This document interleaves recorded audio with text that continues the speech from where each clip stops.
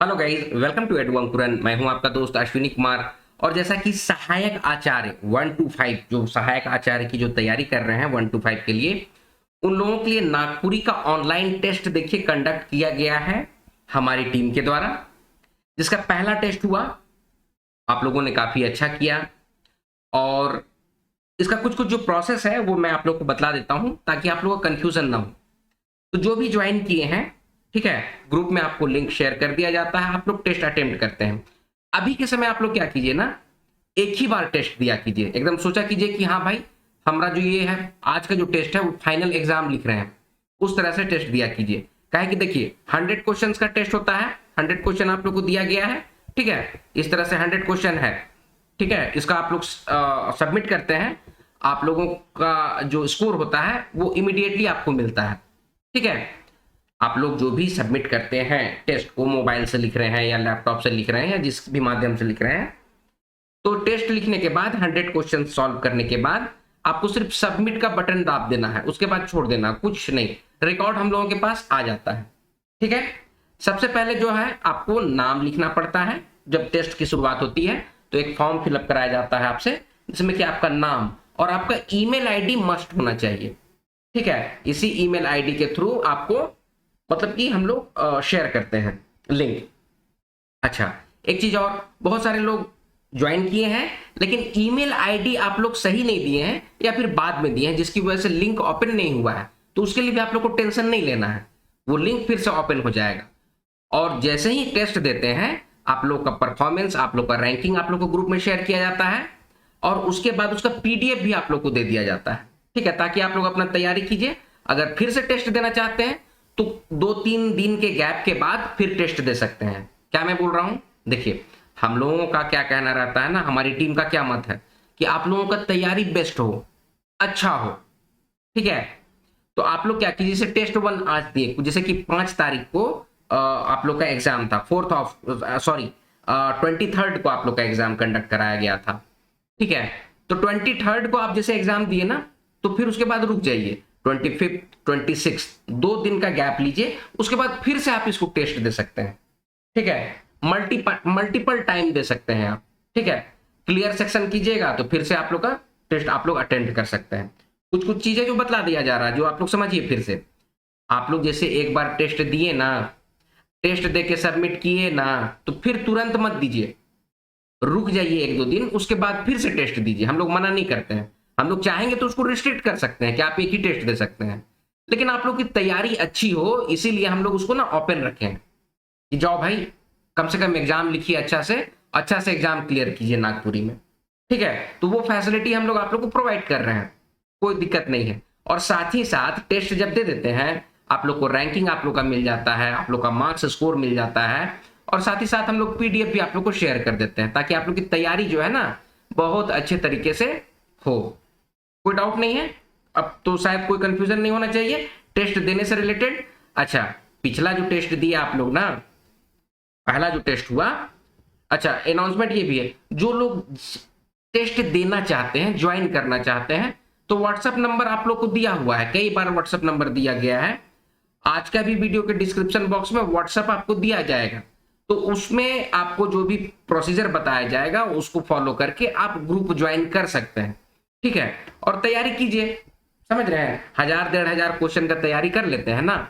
PDF दे ही दिया गया है आप लोगों को, जो जो पीडीएफ लेना चाहते हो पीडीएफ के लिए भी कांटेक्ट करके ले सकते हैं। तो पीडीएफ दे दिया गया है, टेस्ट सीरीज दे रहे हैं, तो और क्या चाहिए, फर्स्ट क्लास आपकी तैयारी होगी, बढ़िया से एकदम सीरियस होकर तैयारी कीजिए, ठीक है।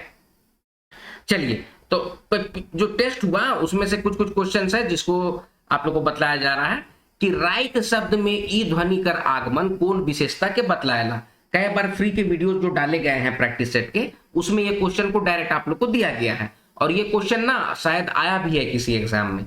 तो ये अपनिहिति संबंधी होता है। अपनिहिति किसको कहते हैं पता है आप लोग को? नागपुरी का जब शोध हुआ था ना, ठीक है, तो उसमें सबसे प्रमुख विशेषता यही बताया गया था नागपुरी का, अपनिहिति का प्रयोग। कुछ भी हम लोग बात करते हैं तो बात जिसे बोले तो बात को बात नहीं बोलेंगे, बाइक बोलते हैं, ठीक है, तो बीच में ई आ जाता है, ठीक है, समझ रहे मेरी बात को? बीच में यहां पर क्या आ गया, ई आ गया।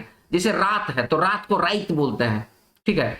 तो इस ये जो अपनिहिति इसी को कहा जाता है, वही है जो कि अपनिहिति है, जोड़ देते हैं ई में, ठीक है। तो ई ध्वनि का आगमन जो है ना वो अपनिहिति संबंधी विशेषता को दर्शाता है। कॉन्सेप्ट क्लियर होता है आप लोगों का? अपनिहिति संबंधी विशेषता को दर्शाता है, जैसे बात, रात, ठीक है, कोई भी इस तरह का चीज है बीच में ई आ जाता है, उसी को कहते हैं अपनिहिति संबंधी विशेषता, ठीक है, जो कि नागपुरी भाषा को अन्य भाषाओं से अलग बनाता है, ठीक है। श्रवण कुमार गोस्वामी सब जो अपना शोध पत्र डाले थे ना, उसमें इस सब चीज को बहुत जोर से हाईलाइट किए थे, ठीक है। बीपी केसरी हो गया, श्रवण कुमार गोस्वामी हो गया, ये सब बतलाए कि अपनिहिति संबंधी विशेषता जो होता है वो नागपुरी को अन्य भाषाओं से अलग बनाता है। चलिए आगे बढ़ रहे हैं। उष्म व्यंजन कर कौन वर्ण कहूं कहूं नागपुरी उच्चारण में बदल जाएगा। देखिए क्वेश्चन क्या बोला जा रहा है, कंफ्यूजन नहीं होना, बोला जा रहा है ना कि उष्म व्यंजन वर्ण कुछ है जो कि नागपुरी में जब उसका उच्चारण किया जाता है ना या लिखा जाता है ना तो वो बदल जाता है। तो क्या क्या बदल जाता है? जैसे स तो स है, ये तो एज इट इज लिखाता है। ह भी उसमें व्यंजन वर्ण है, लेकिन ह तो है लिखते हैं। ये पेटकटवा स और छ जो है ना ये बदल जाता है। स को हमेशा से दंत स लिखा जाता है और छ को हम लोग जैसे क्षत्रिय नहीं लिखते हैं, छतरी लिखते हैं, ऐसे करके छ से छतरी वाला छ लिखते हैं, ठीक है। तो ये बदल जाता है, तो इसका दोनों आंसर सही होगा। समझ रहे मेरी बात को? थोड़ा सा ट्रिकी टाइप का क्वेश्चन है, ये दोनों आंसर इसका सही होगा। समझ में आ रहा है? आगे बढ़े।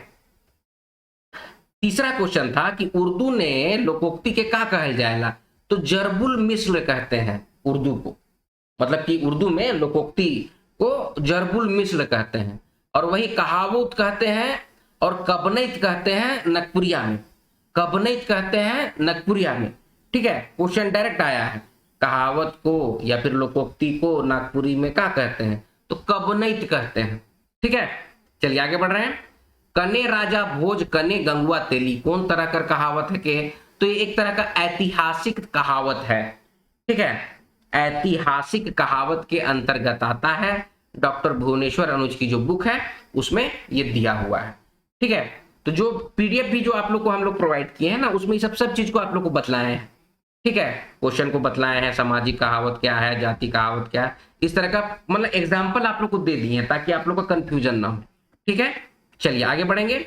नागपुरी लोक साहित्य ने बिखरल रत्न का है के, तो लोकोक्ति है, लोकोक्ति को बिखरल रत्न बोला गया है, ठीक है। चलिए आगे बढ़ रहे हैं।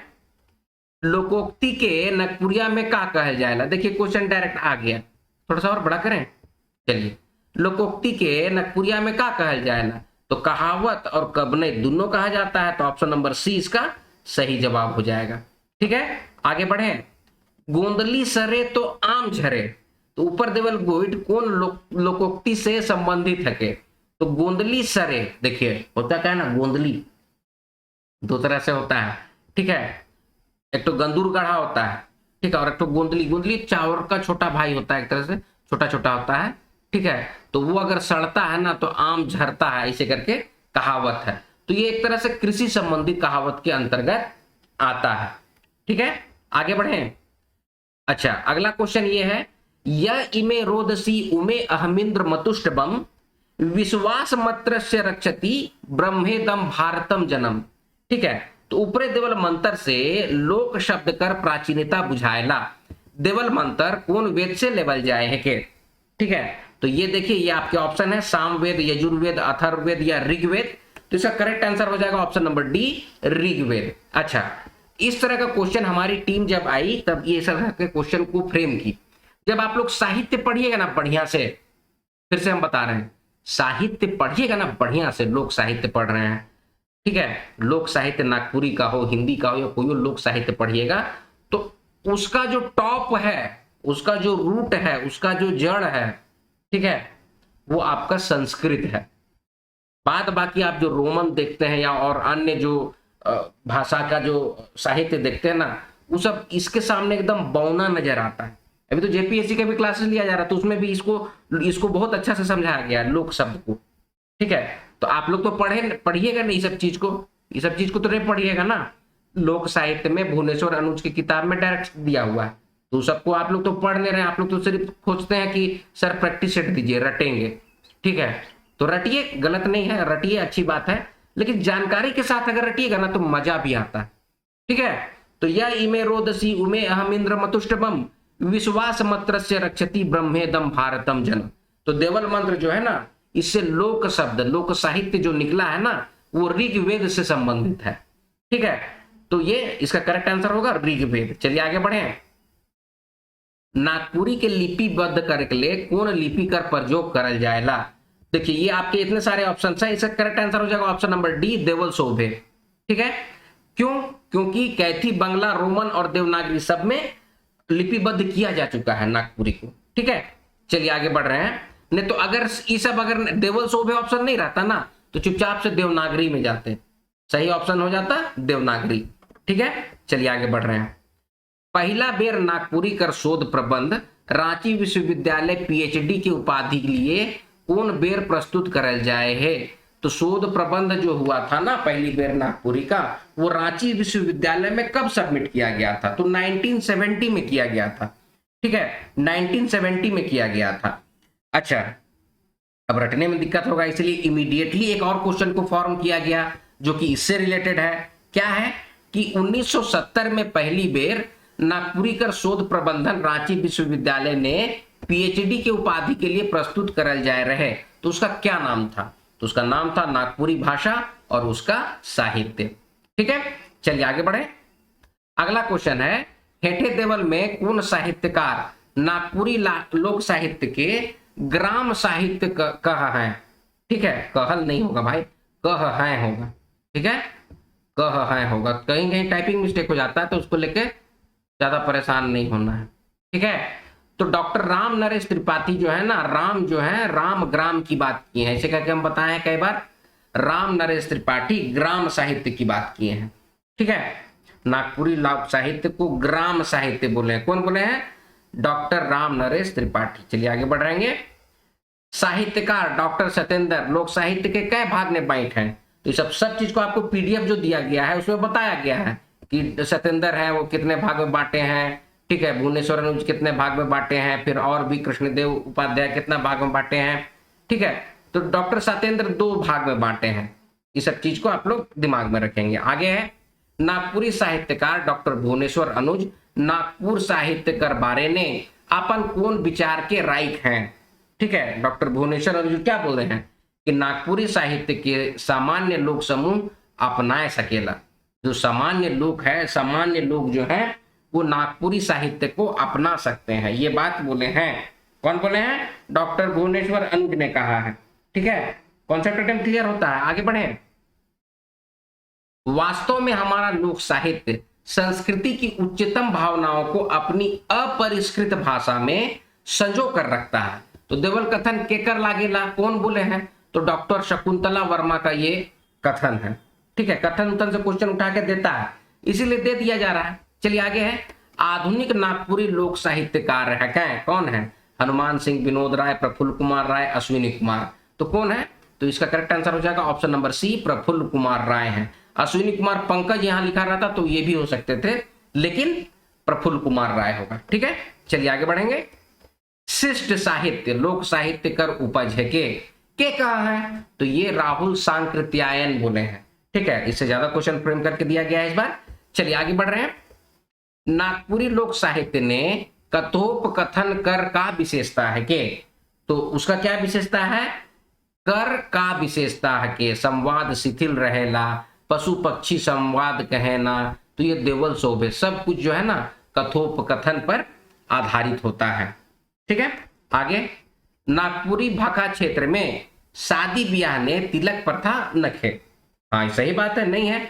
लड़का पक्ष कुछ कचिया पैसा देके लड़की से ब्याह करे ना, और लड़का पक्ष देने से कतई कचिया देवल जाएला। मतलब कि लड़के पार्टी देता है लड़की पार्टी को कुछ पैसा, समझे? तो कितना पैसा देता है?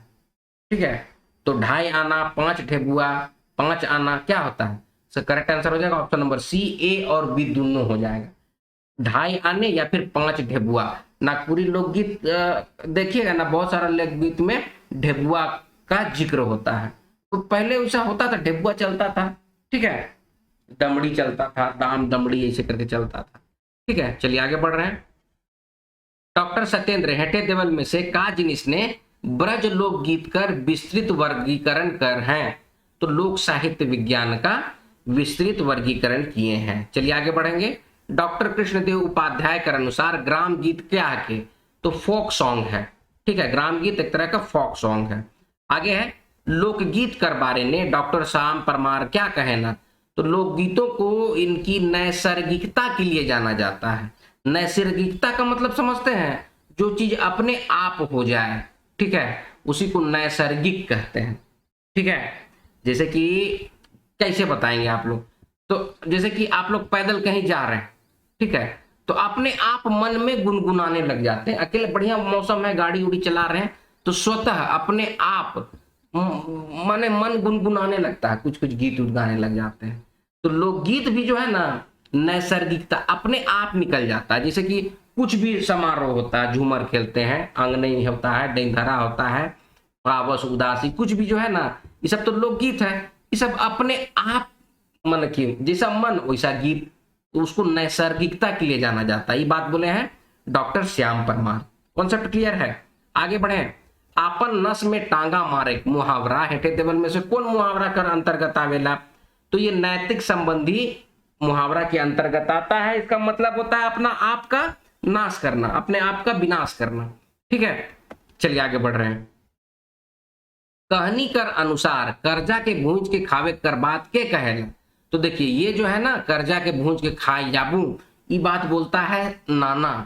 किसके लिए बोलता है, तो सेटरा के लिए बोलता है। सेटरा कहानी किसकी रचना है, सहनी उपेंद्र पाल नाहन की रचना है, ठीक है। तो इसका करेक्ट आंसर क्या हो जाएगा, ऑप्शन नंबर सी, नाना, ठीक है। आगे है आज मोय नी घुरमू चारा मईन छोड़ राइट हो भगवान बुझले होल कहक नखे, तो ओहे जगन भाई मैन के लेख देवे, तो देवल वाक्य कौन कहता है, तो देखिए ये जो है ना बंसी दा से लिया गया है, और ये जो बात है वो बंसी बोलता है, अपनी बहुरिया को बोलता है, ठीक है। तो देखिए इस तरह का टेस्ट है, आप लोगों को सारा का टेस्ट का डिटेल बता दिए। टेस्ट सीरीज जो हो रहा है वो सारा टेस्ट सीरीज का आपको डिटेल बता दिए, कैसे इनरोलमेंट होता है, क्या है।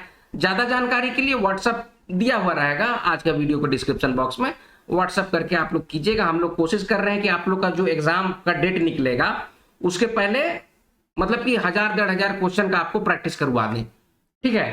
100 क्वेश्चन का है, जैसे कि ये जो सेट है ना वो 100 क्वेश्चन का है। तो आज का वीडियो देखिए यहीं पर समाप्त कर रहे हैं, ठीक है। ये जो है आपको 100 क्वेश्चन का, हम लोग 100 क्वेश्चन का सेट आप लोग को दिलवा रहे हैं। देख रहे हैं, हरदी कर गाप गुप पितरा कर लोटा जेने जैसे बेमरा का बेटा देवी पहली का संबंध है के, तो इस तरह से देखिए 100 क्वेश्चन आप लोग को कराया जा रहा है, ठीक है। 100 क्वेश्चन का सेट होगा। अभी देखिए मिनिमम 10 तो जरूर रखेंगे, और एग्जामिनेशन डेट अगर उस तरह से कुछ आता है तो 10 की जगह 15 ले लेंगे, ठीक है। तो इसीलिए टेंशन नहीं लेना आप लोग को। हम लोग कोशिश करेंगे कि आप लोग का मैक्सिमम प्रैक्टिस कराया जाए, कि आप लोग बहुत सारे लोग कॉल कर करके बोल रहे थे कि नागपुरी का कुछ नहीं है सर, कुछ नहीं, तो हताश नहीं होना है। हम लोग हैं, हम लोग जितना हो सकता है आप लोग को व्यवस्था करा रहे हैं। पीडीएफ आप लोग को दे ही दिया गया है। अब देखिए टेस्ट सीरीज भी लॉन्च कर दिया गया है। बहुत अच्छा से आप लोग टेस्ट उस्ट दीजिए और बहुत अच्छा से तैयारी कीजिए। आज का वीडियो चलिए यहीं पर समाप्त करेंगे, मिलते हैं अगले वीडियो में। तब तक आप लोग अपना ख्याल रखिएगा। जय हिंद।